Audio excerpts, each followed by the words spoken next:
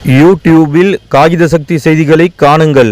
காகித சக்தி செய்திகளுக்காக செய்திகள் வாசிப்பவர் பா. சவுந்தரராஜன். அதிமுக திருவள்ளூர் மத்திய மாவட்டம் பூவிருந்தவல்லி சட்டமன்ற தொகுதி திருவள்ளூர் தெற்கு ஒன்றிய கழகம் சார்பில் பூத் கமிட்டி தொடர்பான ஆய்வுக் கூட்டம் 18/3/2025 அன்று காலை தனியார் திருமண மண்டபத்தில் நடைபெற்றது.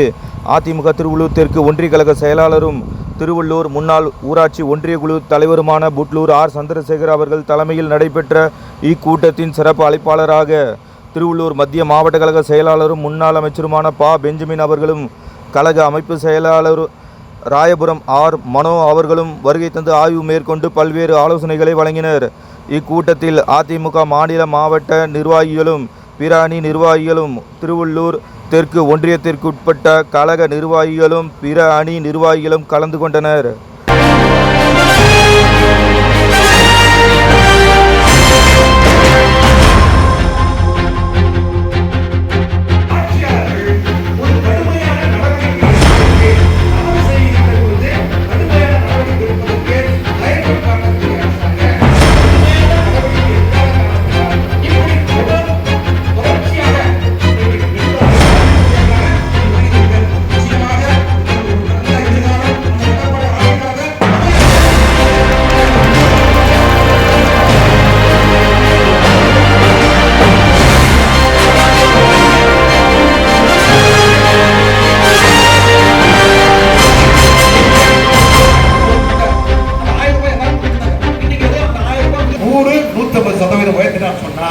ஒரு 1000 ரூபாய் இன்னைக்கு வீட்டு வரி கட்டியிருந்தவங்க 100 ரூபாய் கிராமப்புறத்தில் 100 ரூபாய் கட்டியிருந்தவங்க நீங்க 200 ரூபாய் கட்டணும். அது கிடையாதுன்னு சொன்னா 1000 ரூபாய் கட்டியிருந்தவங்க நீங்க 2000 ரூபாய் கட்டணும். அதே போலதான் கரண்ட் பில்லு 3 மாசத்துக்கு ஒரு வருவான், 6 மாசத்துக்கு வருவான். கரண்ட் பில்லு ஒரு பக்கம் அவன் சொல்றதான் எழுதிட்டு போவான். உடனே டெபாசிட், அதுக்கு 5000 டெபாசிட் கட்டு, 4800 கட்டு, அப்புறம் 12500 ரூபாய் கட்டு. இன்னொன்னே தெரியாது, எதுக்கு டெபாசிட்னு தெரியாது. வருவான், அவன் சொல்றதை நம்ம கட்டணும். கட்டணம் ஃபீஸ் பண்ணிட்டு போயிடும். இது இப்படி அத்தியாவசிய பொருட்களா இருக்கக்கூடிய பால் வரையா இருக்கட்டும், இப்படி எல்லாத்துக்கும் ஒரு கட்டுமான பொருட்களா இருக்கட்டும், இன்றைக்கு ஒரு காட்டு மிராண்டித்தனமாக ஒரு வரைமுறையே இல்லாமல் இன்றைக்கு விலைவாசி எல்லாம் உயர்ந்திருக்கு. இதை நீங்க நம்ம எடுத்து சொல்லணும்.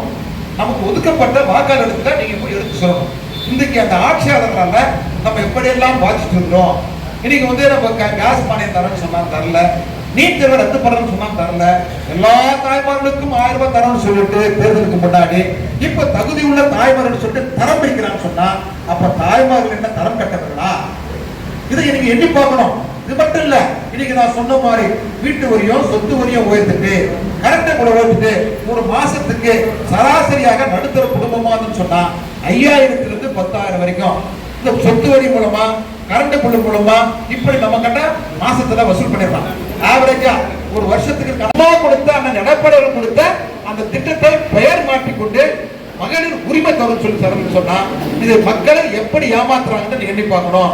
சொத்து வரி மூலமா கரண்ட் பில் மூலமா இன்னைக்கு அதை நம்ம வீட்டுல கூட புருஷன் போயிட்டு டாஸ்மாக்ல குடிக்கிற அந்த மதுபானத்தின் மூலமா அவனுக்கு அந்த எல்லாத்தையும் வருமானத்தை சம்பாதிச்சுக்கிட்டு அதுல இருந்து நமக்கு 1000 ரூபாய் மகளிர் உரிமை தரம் சொன்னா நம்ம கட்டையே கறந்து நம்ம கட்டையே சுரண்டி அதை தாய்மாருக்கு 1000 ரூபாய் தரம் சொன்னா நம்ம எப்படி ஏமாத்துறாங்கன்னு எண்ணி பார்க்கணும்.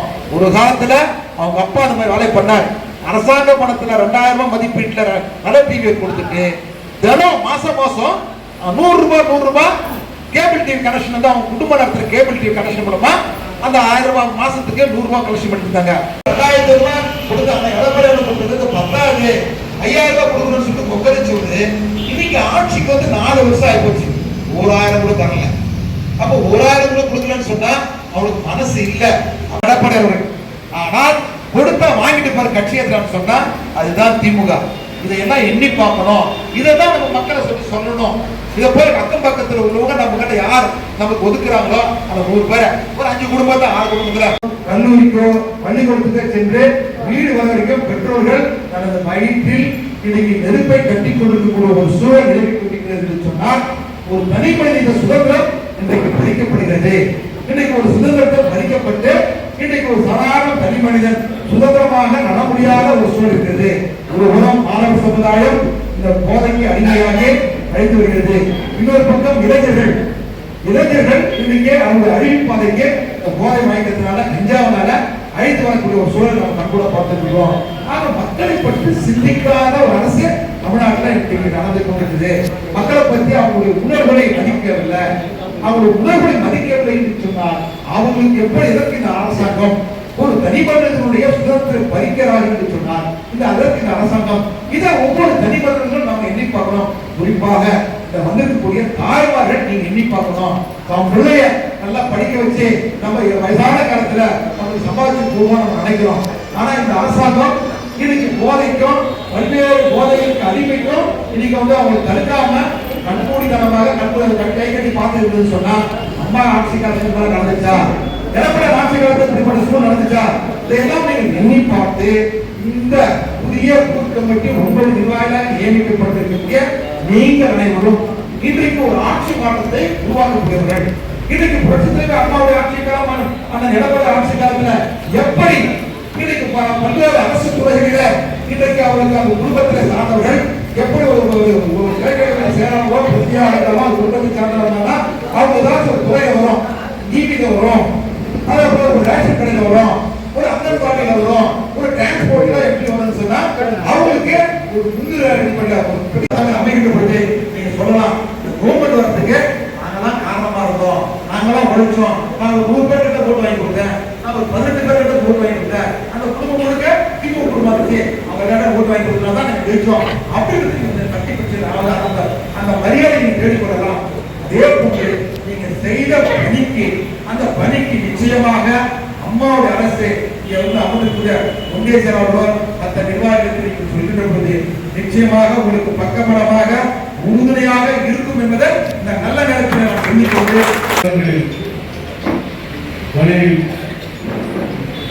நம்ம எல்லாம் சீரும் சிறப்போடு அரவணைத்து வழிநடத்தி சென்று கொண்டிருக்கின்ற கழக பொதுச் செயலாளர் புரட்சி தமிழர் அண்ணன் எடப்பாடியார் அவர்களுடைய மேலான ஆணைக்கிணங்க ஒவ்வொரு பாகத்திலும் பூத் கமிட்டியை அமைத்து அந்த பூத் கமிட்டியை கள ஆய்வு செய்கின்ற பணிக்கு என்னை பொறுப்பாளராக இங்கே நியமித்திருக்கிறார்கள். கண்ட இயக்கம் புரட்சி தலைவி அம்மாவால் வழங்கப்பட்டு பாதுகாத்த இயக்கம் இன்று புரட்சி தமிழர் அண்ணன் எடப்பாடியாரால் பாதுகாக்கப்படுகின்ற இயக்கம். நம்முடைய இயக்கத்திற்கு தான் இந்த தமிழகத்திலே ஒரு மிகப்பெரிய வரலாறு இருக்கிறது. 52 ஆண்டுகள் இயங்குகின்ற இந்த இயக்கம் 32 ஆண்டுகள் ஆட்சியிலே அமர்ந்து நாட்டு மக்களுக்கு பல்வேறு நல்ல திட்டங்களை வாரி வழங்கிய அரசு என்று சொன்னால் அது அனைத்து இந்திய அண்ணா திராவிட முன்னேற்ற கழகம் என்பதை நீங்கள் ஆழமாக உங்கள் மனதிலே பதிவு வைத்துக் கொள்ள வேண்டும். அது மட்டுமல்ல, 27 தொகுதியை கைப்பற்றியவர் புரட்சி தலைவி அம்மா அவர்கள். அதே போல 2016 234 தொகுதியிலும் இரட்டையிலே போட்டியிட வைத்து ஒரு மாபெரும் வெற்றியை பெற்று ஆட்சியை தொடர வைத்தவர் புரட்சி தலைவி அம்மா அவர்கள். இந்த வரலாறுக்கெல்லாம் சொந்தக்காரர் நம்முடைய இயக்கம். இதை நீங்கள் ஆழமாக உங்களுடைய மனதிலே பதிய வைத்துக் கொள்ள வேண்டும். நான் இதை சொல்வதற்கு காரணம், இன்று செல்லுகின்ற இடமெல்லாம் ஸ்டாலின் அவர்களும் அவருடைய மகன் உதயநிதி ஸ்டாலின் அவர்களும் ஏதோ தமிழகம் என்று சொன்னாலே ஒரு மிகப்பெரிய தலைவர் என்பதை போல அவர்களுடைய தந்தையையும் தாத்தாவையும் கருணாநிதியை ஒரு முன்னிறுத்தி காட்டிக் கொண்டிருக்கிறார்கள். மீட்டெடுத்தவர் புரட்சி தமிழர் அண்ணன் எடப்பாடியார் அவர்கள் தான். நான் கூட வருகின்ற பொழுது காரிலே ரவி பெர்னானன் அவருடைய பேட்டியை கேட்டுக்கொண்டு வந்து அதில் அவர் தெள்ளத் தெளிவாக சொல்கின்றார், புரட்சி தலைவி அம்மாவுக்கு பிறகு ஒரு நல்ல தலைவரை அனைத்து இந்திய அண்ணா திராவிட முன்னேற்ற கழகம் பெற்று இருக்கின்றது. அது புரட்சி தமிழர் அண்ணன் எடப்பாடியார் என்று ரவி பெர்னாண்டஸ் தன்னுடைய பேட்டிகளை குறிப்பிட்டிருக்கிறார்.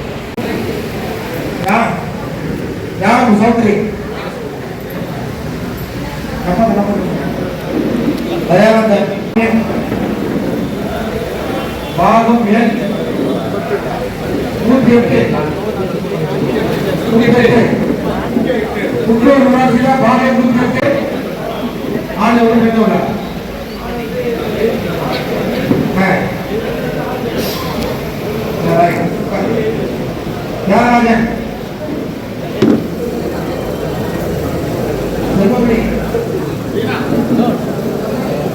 அரவிந்தன்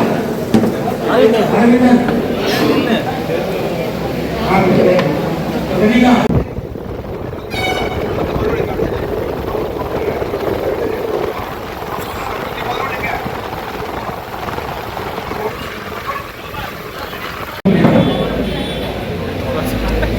தரராஜ்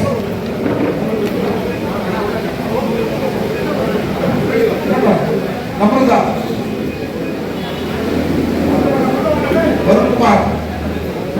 வருண்குமார் அஜய்குமார் நான் பிரதமர் ராஜா ரவிக்குமார் புது புத்தகத்தை இருக்கீங்க.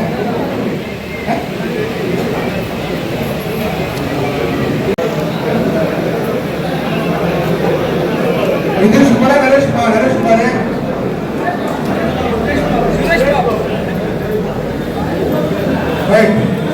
சுரேஷ் பாபு தனலட்சுமி.